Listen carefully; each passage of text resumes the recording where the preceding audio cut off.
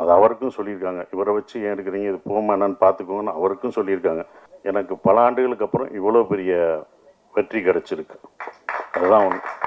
தெரியுமா, இந்த படம் முதல் டே வியாழக்கிழமை போட்டப்போ இதோட முதல் கலெக்ஷன் என்னண்ணே? மீனாட்சி அண்ணே சொல்லுங்கள். 2 ரூபா வருமா, 2.5 ரூபா வருமா? வந்துருச்சா? உண்மையை பேசுவோம். இது எதுக்கு போய் நடிகர்கள்ட்ட உண்மையை சொல்லுங்கள். பிரசன் மீடியாவுக்கு ரொம்ப நன்றி. அந்த வெற்றி விழான்றதை விட உங்களுக்கு எல்லாருக்கும், மக்களுக்கும், பிரசன் மீடியாவுக்கும் சொல்கிற நன்றி விழா தான். நாங்கள் எல்லோரும் உங்களுக்கு நன்றி சொல்கிற விழாவாக தான் அதை பார்க்குறேன். ரொம்ப சந்தோஷம். இந்த படம் பார்த்துட்டு வந்து நீங்கள் எல்லோரும் சொன்னீங்க, என்னோடய பத்திரிக்கை நண்பர்கள்லாம் சொன்னாங்க, உங்கள் சம்பளத்தை ஏற்றிடுவீங்களா அப்படின்லாம் கேட்டாங்க. ஃபஸ்ட்டு கண்டிப்பாக முதல் கண்டிஷன் சம்பளம் ஏறாது, அதே சம்பளம் தான், அதை உறுதியளிக்கிறேன். ஏன்னா இந்த பட்ஜெட்டில் இப்படி தான் எடுக்கணும். சம்பளம் ஒவ்வொருத்தவங்க சம்பளம் ஏற்றும் போது அடுத்த இது பண்ணும்போது அந்த பட்ஜெட் ரொம்ப ஜாஸ்தியாகும். இதை விட உங்களுக்கு தெரியும் மார்க்கெட்டில் ரொம்ப கம்மியாகும் அப்படின்ற ஒரு விஷயங்கள்லாம் தெரியும் சம்பளத்தில் ஏற்றலை. இன்னும் ரொம்ப சந்தோஷம் என்னென்னா, எனக்கு பல ஆண்டுகளுக்கு அப்புறம் இவ்வளோ பெரிய வெற்றி கிடச்சிருக்கு. அதுதான் ஒன்று. இவ்வளோ பெரிய வெற்றி கிடச்சிருக்கு, பெரிய வெற்றி. இது என்னோட வெற்றியாக நான் நினைக்கல. இந்த படம் வெற்றியை வந்து ஒரு சசிகுமார் ஜெயிச்சுட்டான், ஒரு $1 மில்லியன் ஜெயிச்சிருச்சு அப்படின்னு நினைக்காதீங்க. புது இயக்குநர்களுக்கு சான்ஸ் கொடுக்கலாம். இனிமேல் எல்லாம் புது இயக்குநர்கள், தோல்வி அடைஞ்ச இயக்குநர்களுக்கு நம்பிக்கை கொடுத்துருக்கு. இந்த படம் வந்து நம்பிக்கை தான் கொடுத்துருக்கு. நாங்களாம் உங்களுக்கு நம்பிக்கை தான் கொடுத்துருக்கோம். பொறுமையாக காத்துக்கிட்டு அதுக்கான இதில் இருந்தால் கண்டிப்பாக நமக்கு வந்து வெற்றி கிடைக்கும். இன்னொன்று, நம்ம தோல்வியை ஒத்துக்கணும். நான் தோல்வி அடைஞ்சிருக்கேன். என் தோல்வியை ஒவ்வொரு தடவையும் நான் ஒத்துக்கிட்டேன். இந்த படம் முதல் நாள் கலெக்ஷன் என்ன உங்கள் எல்லாருக்கும் தெரியுமா? இந்த படம் முதல் டே வியாழக்கிழமை போட்டப்போ இதோட முதல் கலெக்ஷன் என்னண்ணே? மீனாட்சி அண்ணே சொல்லுங்கள். 2 ரூபா வருமா, 2.5 ரூபா வருமா? வந்துருச்சா? உண்மையை பேசுவோம். இது எதுக்கு போய் நடிகர்கள்ட்ட உண்மையை சொல்லுங்கள். எவ்வளோ ஓடி இருக்குன்னு சொல்லுங்கள். ஏன் மறைக்காதீங்க. எவ்வளோ ஓடி இருக்குன்னு சொன்னாதான் யாரும் சம்பளம் ஏற்ற மாட்டாங்க, யாரும் எதுவும் பண்ண மாட்டாங்க, உண்மையாக இருப்பாங்க. அப்போ நீங்கள் ஒவ்வொரு தடவையும் சொல்லும்போது தான் சார் இந்த 2 ஏன் நான் சொல்கிறேன்னா, முதல் நாள் இந்த படத்தோட கலெக்ஷன் 2 அப்படின்னா என்னோடய மொத்த படம் ஒரு படம் வந்து 2 தான் கலெக்ட் ஆகிருக்கு. அதை நான் தெரிஞ்சுக்கிட்டேன்.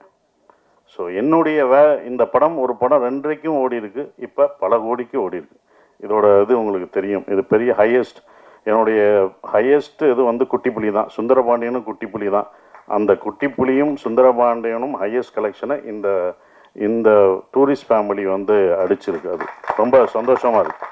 அப்போ ஒரு நம்பிக்கையை கொடுக்குற, நான் இதை ஏன் இவ்வளோ தூரம் சொல்கிறேன்னா, இனி வரும் நம்மளுக்கு நம்பிக்கை என்றைக்கும் விடாமுயற்சியோட விட்டு கொடுக்கக்கூடாது. அந்த நம்பிக்கை கொடுக்குறதா ஒரு 5 பேருக்கு இது நம்பிக்கை கொடுத்தா எனக்கு சந்தோஷமாக இருக்கும்னு நான் நினைக்கிறேன். அந்த பொறுமையும் இதுதான். ஏன்னா இது படம் ஆரம்பிக்கும் போதே யுவராஜ் தான் ரொம்ப கான்ஃபிடெண்ட்டாக இருந்தார். எங்கள் ப்ரொடியூசர் சொன்னார், சார் உங்களுடைய இது என்ன ஞாபகம் இருக்குமான்னு தெரில,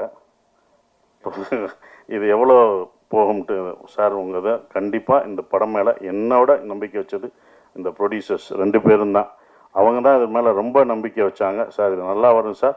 எனக்கு சுந்தரபாண்டியன் உங்களை எப்படி எல்லாருக்கும் பிடிச்சதோ, சின்ன பைசங்கள்லேருந்து வயசானவங்க வரைக்கும் உங்களுக்கு எப்படி பிடிச்சதோ, இந்த படத்தில் வர தர்மதாஸ் கேரக்டர் எல்லாருக்கும் பிடிக்கும் சார்னு தேட்டரில் போய் பார்க்கும்போது அதை உணர்ந்தோம். ஒவ்வொரு தேட்டரும் படும்போது மக்கள் வந்து ரொம்ப நாளைக்கு அப்புறம் குடும்பமாக ஒரு தேட்டரில் வந்து படம் பார்க்குறேன். எல்லாம் ஓடிடியில் இருக்காங்க, வீட்டில் இருக்காங்கன்னு நினச்சிட்டு இருந்தோம்.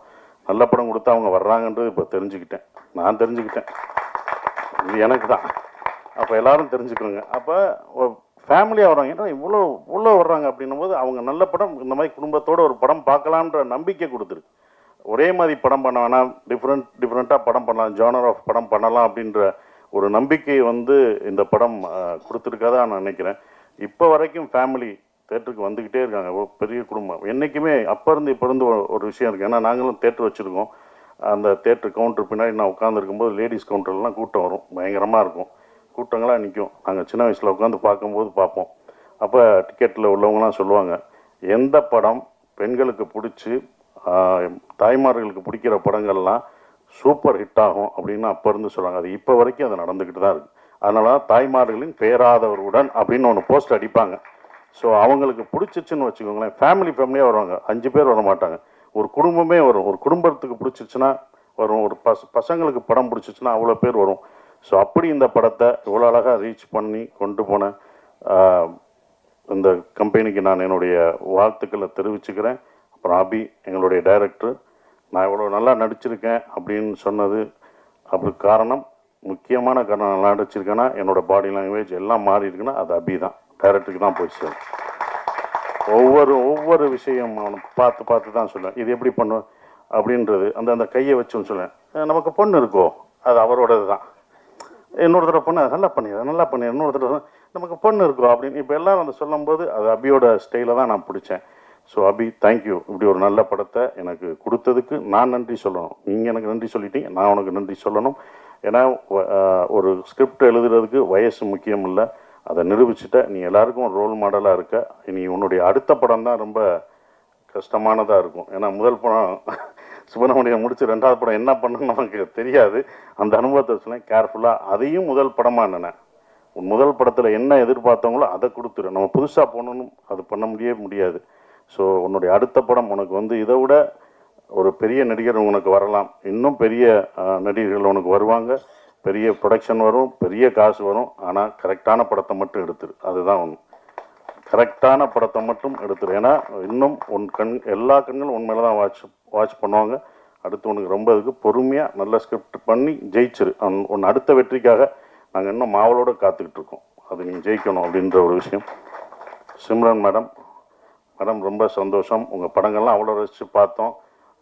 சிம்ரன் வல்லையான்னு நாங்கள் அடுத்த நான் வெற்றி விழாவில் கூப்பிட்டு வரேன்னு சொன்னேன். அதே படம் வெற்றியும் அடைஞ்சது. உங்களை கூப்பிட்டு வந்துட்டேன், ரொம்ப சந்தோஷம். நீங்களாக தான் வந்துட்டீங்க, கூப்பிட்டு வந்துட்டோம்னா அதை கூப்பிட்டு வர போகிறாங்க. நீங்களாக வந்துட்டீங்க, அது எங்களுக்கு சந்தோஷம். ஆனால் அப்போ அது ரொம்ப சந்தோஷம் மேடம். அவங்களோட ஒர்க் பண்ணது எனக்கு ரொம்ப சந்தோஷமான ஒரு தருணமாக இருந்தது. நம்ம அப்போ வந்தது பெண்ணா வானவில் தானான்னு பூமியிலே பூ பறிக்கும் தேவதானான்னு தேட்டரில் பார்த்துருப்போம். துள்ளாத மனம் துள்ளில் அவங்கள அப்படி ரசித்து பார்த்துருப்போம். அவங்க நம்ம செட்டுக்கு வர்றதே எங்களுக்கு எப்படி இருக்குன்னு பார்த்துக்கோங்க, அந்த மாதிரி தான். ஸோ அவ்வளோ அந்த சீனியாரிட்டி அதெல்லாம் எதுவுமே கிடையாது. அவங்க அவ்வளோ அழகாக பர்ஃபார்மன்ஸ், அவங்கள அவ்வளோ பர்ஃபார்மன்ஸ் படம் பார்த்துருக்கோம். வாலியாக இருக்கட்டும் சரி, பஞ்சதந்திரமாக இருக்கட்டும், அவ்வளோ பர்ஃபார்மரான ஒருத்தவங்க. அவங்கள நாங்கள் நல்லா பார்த்துக்கணுன்ற ஒரு இதுதான் இருந்தது. அவங்கள மரியாதை, அவங்களோட உழைப்புக்கு நம்மளுடைய தமிழ்நாட்டில் நம்ம தமிழை கற்றுக்கிட்டு அவங்க தமிழ்நாட்டில் அப்படி இவ்வளோ படங்கள் பண்ணியிருக்காங்க. அவங்களுக்கு நம்ம எவ்வளோ ரெஸ்பெக்ட் கொடுக்கணும் அப்படின்றதான் எனக்கு செட்டுக்குள்ளே ரொம்ப இருந்தது. அது எல்லாருமே நாங்கள் கொடுத்துருக்கோம். உங்களுக்கு அவ்வளோ மரியாதையாக கொடுத்து உங்களை ஒரு ராணி போல் பார்த்துருக்கோன்ற நம்பிக்கை எங்களுக்கு இருக்குது. அது உண்மையான்றதை நீங்கள் தான் சொல்லணும். Thank you madam. அதுதான் அப்படி. ஆனால் அவங்கள அவ்வளோ பார்த்துக்கிட்டோம் நாங்கள் எல்லாருமே, யூனிட் எல்லாமே பார்த்துக்கிட்டது எல்லாமே. Thank you madam. உங்களோட ஒர்க் பண்ணதுக்கு எனக்கு ரொம்ப சந்தோஷம்.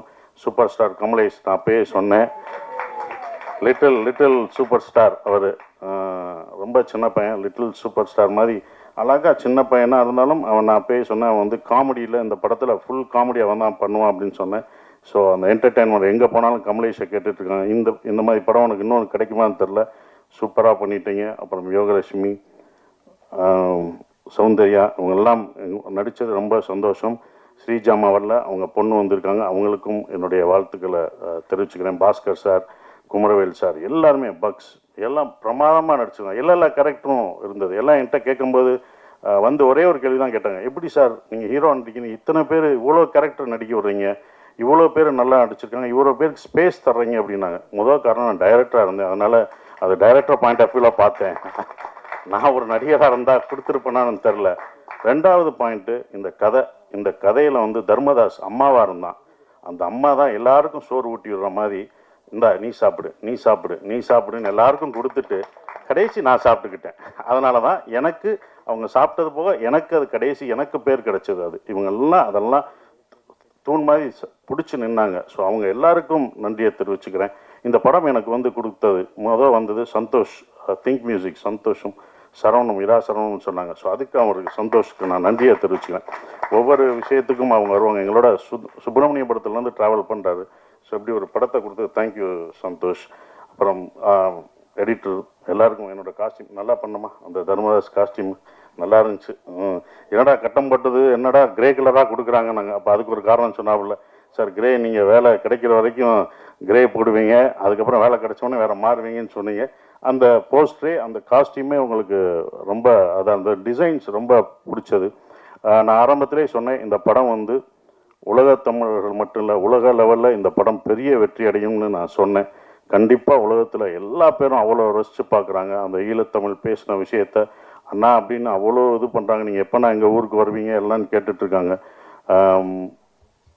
அபி, இது யாருக்கும் கிடைக்காத ஒன்று கிடச்சிருக்கு. இனி உங்களை அப்படி கொண்டாடுவாங்க வெளிநாடு போனால். நம்ம ஊரில் நம்ம மக்கள் எப்போதும் கொண்டாடுவாங்க. ஆனால் வெளிநாட்டில் அவங்க இன்னும் உன்னையும் எல்லாரும் இந்த டீமில் இந்த படத்தில் நடித்தவங்க எல்லாத்தையும் அவ்வளோ ரசித்து கொண்டாடுவாங்கன்ற நம்பிக்கை எனக்கு இருக்குது. ஏன்னா வெளிநாடுகளில் இந்த படம் அவ்வளோ வெற்றி அடைஞ்சிருக்கு, ஹையஸ்ட்டாக போயிட்டுருக்குன்றாங்க, பல தேட்டர்களில் போயிட்டுருக்குன்றாங்க. ஸோ அது ரொம்ப சந்தோஷத்தை கொடுக்குது. மறக்க முடியாத ஒரு விஷயமா இருக்குது. எல்லாருக்கும் நன்றி சொல்லிட்டேன். ஷான், நாங்கள் 2 பேரும் நிறைய தடவை ட்ராவல் பண்ணியிருக்கோம். அதுவும் இந்த ப்ரமோஷனில் தான் ரொம்ப பழக்கம் அடைஞ்சது. அப்புறம் எங்களுடைய எழுத்தாளர் கவிஞர் மறக்கவே முடியாது மோகன்ராஜ், முதல் படத்தில் இது பண்ணுறது இப்போ வரைக்கும் ட்ராவல் பண்ணது மறக்கவே முடியாது. ஸோ எல்லாருக்கும் நன்றியை தெரிவிச்சுக்கிறேன். அப்புறம் விஜய், அவங்கெல்லாம் வந்து ப்ரொமோஷன், இதில் வந்து ப்ரொடக்ஷனில் ரொம்ப சொல்கிறது ப்ரொமோஷன் தான். அவ்வளோ இது பண்ணிட்டாங்க தம்பி. ப்ரொமோஷன்லாம் ரொம்ப அழகாக சிறப்பாக என்ன பண்ணணும் அப்படின்னு அதுக்கே தனியாக அவங்க செலவழிச்சாங்க. அதெல்லாம் நான் கற்றுக்கிட்டேன். ஒரு படத்தை வந்து எடுக்கிறது பெருசு இல்லை, அதை கொண்டு போய் மக்கள்கிட்ட சேர்க்குறது தான் ரொம்ப முக்கியமான விஷயம். அதை அவ்வளோ அழகாக சேர்த்தாங்க. விஜயும் வெங்கட்டும் அதுக்கு முக்கிய ஒரு விஷயமா இருந்து அதை கொண்டு போனாங்க. ஹரீஷன் ஹரீஷன் இருக்கார், அவர் வந்து எல்லாத்தையும் எங்களை சேர்க்குறது ரொம்ப கஷ்டம். இவங்கெல்லாம் டேட் வாங்கி இவங்கெல்லாம் ஒன்று இணைச்சி அந்த ஒரு நாள் கொண்டு வர்றது ரொம்ப சந்தோஷமாக இருந்தது. அதுக்கு நன்றியை தெரிவிச்சுக்கிறேன். குறிப்பாக மறுபடியும் நம்ம யுவராஜுக்கு சொல்கிற ஒரே ஒரு விஷயம், ரொம்ப நன்றி. ஏன் சொல்கிறேன்னா, இந்த பட்ஜெட்டாக இது இந்த படம் எடுக்கல, அவங்க 2 படம் எடுத்திருக்காங்க. 2 படத்தோட இந்த படத்தோட பட்ஜெட் ஜாஸ்தி தான். நானே சொல்லுவேன், வேணாம் இவ்வளோ போகாதீங்க அப்படின்னு நான் சொல்லுவேன். அவங்களோட சண்டைலாம் போட்டிருக்கேன், வேணாம் என்னை வச்சு மினிமம் பட்ஜெட்டில் எடுங்க, இவ்வளோ போகாதீங்க அப்படின்வேன். அது அவருக்கும் சொல்லியிருக்காங்க, இவரை வச்சு ஏன் எடுக்கிறீங்க, இது போமா என்னன்னு பார்த்துக்கோங்கன்னு அவருக்கும் சொல்லியிருக்காங்க. அவர் என் மேலே நம்பிக்கை வச்சுருந்தார். அதோட இல்லை சார் நான் நம்பி தான் சார். நானே சொல்லுவேன், ராமேஸ்வரம் போகும்போதும் நான் சொல்லுவேன், பட்ஜெட் ஏறிடுச்சுன்னா அவங்களோட நான் சண்டை போடுவேன். இதோட 25ஆம் தேதி ஏன் போடுறீங்க, கிறிஸ்மஸ் ஹாலிடேஸ் எல்லாம் டபுளாக இருக்கும், வேணாம் சார் பரவாயில்ல சார் அப்படின்னு சொன்னாங்க. இந்த படத்து மேலே அவங்க அவ்வளோ நம்பிக்கை வச்சுருந்தாங்க. அந்த நம்பிக்கை வீண் போகலை. இந்த வெற்றி எங்களோட வெற்றி இல்லை, இது தமிழ் சினிமாவின் வெற்றியாக தான் நான் கருதுகிறேன். குடும்ப படங்கள் நிறையா வருன்ற நம்பிக்கை எனக்கு இருக்குது. ஸோ இன்னும் மாறும், நிறையா படங்கள், நிறையா ஜேனர் படம் வரும்னு நினைக்கிறேன். உங்கள் எல்லாருக்கும் என் நன்றியை தெரிவிச்சு அப்படியே நன்றி. தேங்க்யூ.